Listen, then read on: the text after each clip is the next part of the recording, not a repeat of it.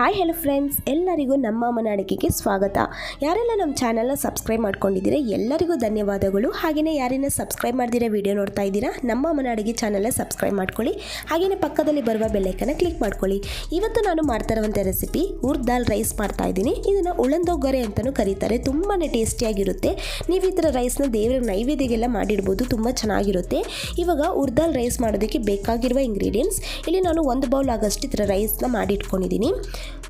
ಉದ್ದಿನ ಕಾಳು 2 table spoon, ಒಣಮೆಣಸಿನಕಾಯಿ 3, ಸಾಸಿವೆ ಅರ್ಧ ಟೀ ಸ್ಪೂನ್, ಕಾಳುಮೆಣಸು ಅರ್ಧ ಟೀ ಸ್ಪೂನ್, ಇಂಗು 1/4 ಟೀ ಸ್ಪೂನಷ್ಟು ತೊಗೊಂಡಿದ್ದೀನಿ, ಕರಿಬೇವು 1 ಟೇಬಲ್ ಸ್ಪೂನ್, ಇಲ್ಲಿ ತೆಂಗಿನಕಾಯಿನ ಈ ಥರ ತುರಿದಿಟ್ಕೊಂಡಿದ್ದೀನಿ 2 ಟೇಬಲ್ ಸ್ಪೂನ್ ಆಗೋಷ್ಟು, ಜೀರಿಗೆ ಅರ್ಧ ಟೀ ಸ್ಪೂನ್, ತುಪ್ಪ 1 ಟೇಬಲ್ ಸ್ಪೂನ್, ಎಣ್ಣೆ 2 ಟೇಬಲ್ ಸ್ಪೂನ್, ರುಚಿಗೆ ತಕ್ಕಷ್ಟು ಉಪ್ಪು. ಮಾಡೋದು ಹೇಗೆ ಅಂತ ನೋಡೋಣ. ಮೊದಲು ಸ್ಟವ್ ಹಚ್ಚಿ ನಾನು ಒಂದು ಪ್ಯಾನ್ ಇಟ್ಕೊಂಡಿದ್ದೀನಿ. ಇವಾಗ ಇದಕ್ಕೆ ನಾನು ಉದ್ದಿನ ಕಾಳನ್ನ ಹಾಕ್ಕೊತಾ ಇದ್ದೀನಿ. ಅರ್ಧ ಟೀ ಸ್ಪೂನ್ ಆಗೋಷ್ಟು ಉದ್ದಿನ ಕಾಳನ್ನ ಸಪ್ರೇಟಾಗಿ ಈ ಥರ ಎತ್ತಿಟ್ಕೊಂಡಿದ್ದೀನಿ. ಏನಕ್ಕಂದರೆ ಒಗ್ಗರಣೆಗೆ. ಇವಾಗಿನ ಉಳಿದಿರೋದೆಲ್ಲ ಹಾಕ್ಕೊಂಡು ಈ ಥರ ಲೈಟಾಗಿ ಫ್ರೈ ಮಾಡ್ಕೊತಾ ಇದ್ದೀನಿ. ನೋಡಿ, ಲೈಟಾಗಿ ಕಲರ್ ಚೇಂಜ್ ಆದಮೇಲೆ ಇವಾಗ ನಾನು ಕಾಳುಮೆಣಸು ಜೀರಿಗೆನ ಹಾಕ್ಕೊಂಡಿದ್ದೀನಿ. ಹಾಗೆಯೇ ಒಣಮೆಣಸಿನ್ಕಾಯಿ ಈ ಥರ ಕಟ್ ಮಾಡಿ ಹಾಕ್ಕೊತಾ ಇದ್ದೀನಿ. 3 ಒಣಮೆಣಸಿನ್ಕಾಯಿ ಈ ಥರ ಹಾಕ್ಕೊಂಡಿದ್ದೀನಿ. ಹಾಕ್ಕೊಂಡು ಇದೇ ಥರನೇ ಚೆನ್ನಾಗಿ ಫ್ರೈ ಮಾಡ್ಕೋಬೇಕಾಗುತ್ತೆ. ನೋಡಿ, ಇವಾಗ ಲೈಟಾಗಿ ಕಲರ್ ಚೇಂಜ್ ಆಗ್ತಾ ಇದೆ. ಈ ಥರ ಕಲರ್ ಚೇಂಜ್ ಆದಮೇಲೆ ಇವಾಗ ಕರಿಬೇವಿನ ಸೊಪ್ಪು ಹಾಕ್ಕೊಂಡು ಇದೇ ಥರನೇ ನಾನು ಫ್ರೈ ಮಾಡ್ಕೊತಾ ಇದ್ದೀನಿ. ನೋಡಿ, ಕರಿಬೇವೆಲ್ಲ ಕ್ರಿಸ್ಪಿಯಾಗಿ ಬರಬೇಕು, ಅಲ್ಲಿವರೆಗೂ ಫ್ರೈ ಮಾಡಿಕೊಂಡ್ರೆ ಸಾಕಾಗುತ್ತೆ. ಇವಾಗ ನಾನು ತೆಂಗಿನಕಾಯಿ ತುರಿನ ಹಾಕ್ಕೊಂಡು ಒಂದು ಸ್ವಲ್ಪ ತಂದರೆ 1 ನಿಮಿಷ ಇದೇ ಥರ ಫ್ರೈ ಮಾಡಿಕೊಂಡ್ರೆ ಸಾಕಾಗುತ್ತೆ. ಜಾಸ್ತಿ ಹೊತ್ತು ಬೇಡ. ಇದೇ ಥರ ಲೋ ಫ್ಲೇಮಲ್ಲಿ ಫ್ರೈ ಮಾಡ್ಕೊಳ್ಳಿ. ಇವಾಗ ಇದೆಲ್ಲ ಫ್ರೈ ಎಲ್ಲ ಆಗಿದೆ. ಇದನ್ನು ತಣ್ಣಗಾಗೋದಕ್ಕೆ ಬಿಡ್ತಾಯಿದ್ದೀನಿ. ಇವಾಗ ಇಲ್ಲಿ ನಾನು ಒಂದು ಮಿಕ್ಸಿ ಜಾರ್ ತೊಗೊಂಡಿದ್ದೀನಿ. ನೋಡಿ, ಇವಾಗ ಇದೆಲ್ಲ ತಣ್ಣಗಾಗಿದೆ. ಮಿಕ್ಸಿ ಜಾರ್ಗೆ ನಾನು ಇದನ್ನೆಲ್ಲ ಹಾಕ್ಕೊತಾ ಇದ್ದೀನಿ. ಹಾಕ್ಕೊಂಡು ನೀರು ಹಾಕ್ತಿರೇನ ಹಾಗೇ ಡ್ರೈ ಪೌಡರ್ ಮಾಡ್ಕೊಳ್ಬೇಕಾಗುತ್ತೆ. ನೋಡಿ, ಇವಾಗ ಇದಕ್ಕೊಂದು 1/4 ಟೀ ಸ್ಪೂನ್ ಆಗೋಷ್ಟು ಹಿಂಗನ್ನು ಹಾಕ್ಕೊಂಡು ನಾನಿವಾಗ ಇದನ್ನ ಪೌಡರ್ ಮಾಡ್ಕೊಂಡು ಬರ್ತೀನಿ. ನೋಡಿ, ಇವಾಗ ಚೆನ್ನಾಗಿ ಪೌಡರ್ ಮಾಡ್ಕೋಬೇಕಾಗುತ್ತೆ. ಈ ಥರ ನೋಡಿ, ಈ ಥರ ಫೈನ್ ಪೌಡರ್ ಆಗಿ ಮಾಡ್ಕೋಬೇಕು. ತುಂಬ ಚೆನ್ನಾಗಿರುತ್ತೆ. ಇವಾಗ ಸ್ಟವ್ ಹಚ್ಚಿ ನಾನೊಂದು ಪಾತ್ರೆನ ಇಟ್ಕೊಂಡಿದ್ದೀನಿ. ಇವಾಗ ಇದಕ್ಕೆ ನಾನು 2 ಟೇಬಲ್ ಸ್ಪೂನ್ ಆಗೋಷ್ಟು ಎಣ್ಣೆನ ಹಾಕ್ಕೊಂಡಿದ್ದೀನಿ.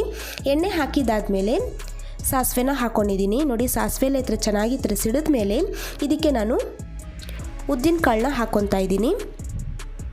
ಹಾಗೆಯೇ ಕರಿಬೇವು ಮತ್ತು ಒಣಮೆಣಸಿನ್ಕಾಯಿನ ಈ ಥರ ಕಟ್ ಮಾಡಿ ಹಾಕ್ಕೊತಾ ಇರೋದು. ಇಷ್ಟು ಹಾಕ್ಕೊಂಡು ಒಂದು ಸತಿ ಚೆನ್ನಾಗಿ ಇದೇ ಥರನೇ ಫ್ರೈ ಮಾಡ್ಕೋಬೇಕಾಗುತ್ತೆ. ಒಂದು 30 ಸೆಕೆಂಡ್ಸ್ ಫ್ರೈ ಮಾಡಿಕೊಂಡ್ರೆ ಸಾಕಾಗುತ್ತೆ. ಇವಾಗ ನಾನು ರುಚಿಗೆ ತಕ್ಕಷ್ಟು ಉಪ್ಪನ್ನು ಹಾಕ್ಕೊತಾ ಇದ್ದೀನಿ. ಹಾಕ್ಕೊಂಡು ಒಂದು ಸತಿ ಚೆನ್ನಾಗಿ ಇದೇ ಥರ ಫ್ರೈ ಮಾಡ್ಕೊಂಡಿದ್ದಾಗಿದ್ದ ತಕ್ಷಣವೇ ನಾನು ಅನ್ನನ ಹಾಕ್ಕೊತಾ ಇದ್ದೀನಿ. ನೋಡಿ, ಮೊದಲೇ ಮಾಡಿಕ್ಕಿರೋ ಅನ್ನನ ಹಾಕ್ಕೊಂಡು ಚೆನ್ನಾಗಿ ಮಿಕ್ಸ್ ಮಾಡ್ಕೋಬೇಕಾಗುತ್ತೆ ಒಗ್ಗರಣೆಗೆ.